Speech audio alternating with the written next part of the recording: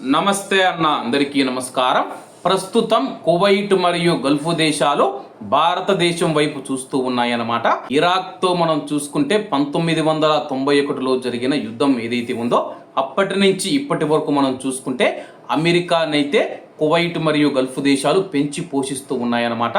తమ దేశాలలో తమ దేశ ప్రజల రక్షణ కోసం, తమ దేశాల రక్షణ కోసం అమెరికా ఎయిర్ బేస్లను కువైట్లో ఏర్పాటు చేయించి అలాగే తమ యొక్క రక్షణకు బాధ్యత వహించాలని చెప్పి కువైట్ మరియు గల్ఫ్ దేశాలన్నీ తమ యొక్క రక్షణ బాధ్యతలను అమెరికా చేతుల్లో అయితే పెట్టడం జరిగింది.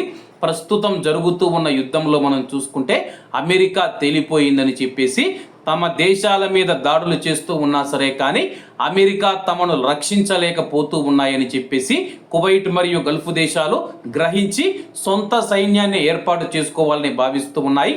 ప్రస్తుతం కువైట్ మరియు గల్ఫ్ దేశాల మీద అమెరికా ప్రభావం తగ్గుతూ ఉందని చెప్పేసి అమెరికా నిపుణులు ఒక నివేదిక తయారు చేసి అమెరికా ప్రభుత్వానికి ఇచ్చినట్లయితే తాజాగా అంతర్జాతీయ మీడియాలో సంచలనమైన వార్తలు వస్తూ ఉన్నాయన్నమాట. భారతదేశానికి కువైట్ మరియు గల్ఫ్ దేశాలు దగ్గర అవుతూ ఉన్నాయి.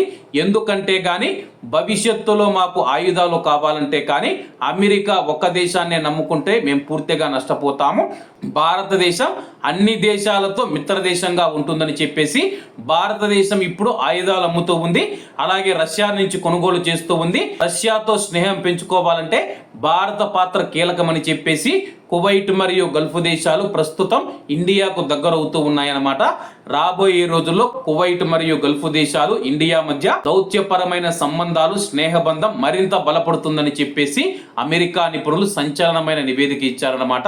ఇప్పుడు ఇరాన్ దాడులు చేస్తూ ఉన్నా సరే కానీ అమెరికా తమను రక్షించకపోవడంతో కువైట్ మరియు గల్ఫ్ దేశాలు సంచలనమైన నిర్ణయం వైపు వెళుతూ ఉన్నాయి. కాబట్టి అందరూ బాగుండాలి, అందులో మనం ఉండాలి. అందరికీ నమస్తే అన్న, జై హింద్.